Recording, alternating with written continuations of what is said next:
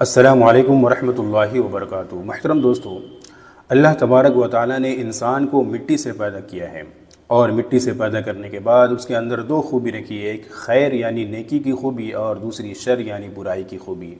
یعنی انسان نیکی بھی کرتا ہے اور گناہ بھی کرتا ہے۔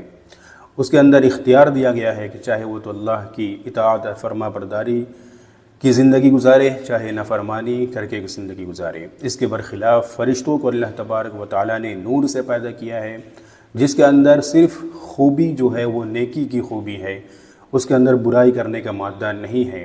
فرشتے چاہ کر بھی گناہ نہیں کر سکتے، اس کے اندر استطاعت اور طاقت گناہ کرنے کی نہیں ہے۔ لہٰذا انسان سے گناہ ہونا کوئی تعجب کی بات نہیں ہے۔ سب سے بہترین گناہ گار وہ ہے جو فوراً گناہ ہونے کے بعد اللہ رب العزت سے معافی مانگ لے اور توبہ کر لے۔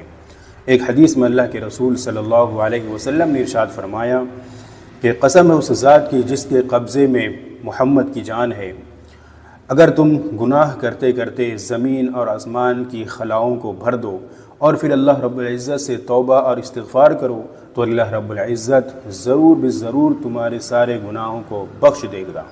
اور پھر فرمایا قسم اس ذات کی جس کے قبضے میں محمد کی جان ہے، اگر تم گناہ نہیں کرو گے تو اللہ رب العزت تمہیں فنا کر دے گا اور تمہاری جگہ ایسی مخلوق کو پیدا کرے گا جو گناہ بھی کرے گی اور اللہ رب العزت سے توبہ اور استغفار بھی کرے گی۔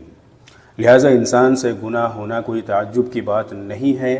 سب سے بہترین گناہ گار وہ ہے جو فوراً گناہ ہونے کے بعد اللہ رب العزت کے سامنے جھک جائے، توبہ اور استغفار کرے۔ یہی اللہ رب العزت کو بے حد پسند ہے۔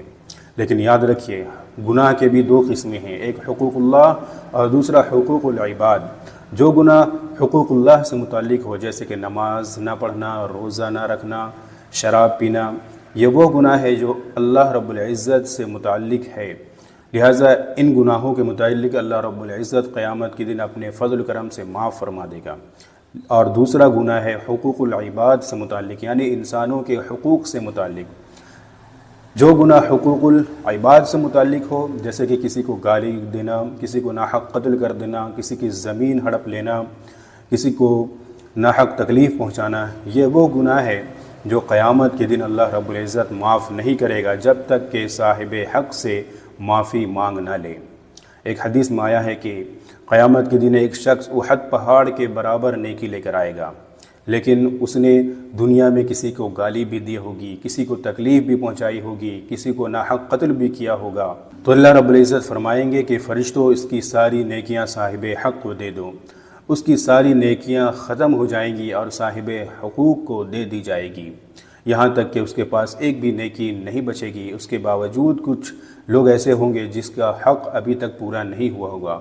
اللہ رب العزت ان صاحب حق کے جو گناہ ہے اس کے اوپر لاد دیں گے، اور اس شخص کو جو احد پہاڑ کے برابر نیکی لے کر آیا تھا، حکم ہوگا کہ اس کو جہنم میں ڈال دو۔ لہٰذا جو گناہ حقوق العباد سے متعلق ہو، اس کے لیے اللہ رب العزت کا قانون یہ ہے کہ دنیا ہی میں صاحب حقوق سے معافی مانگ لے، قیامت کے دن اس کی نیکیاں اس کے بدلے میں دے دی جائے گی۔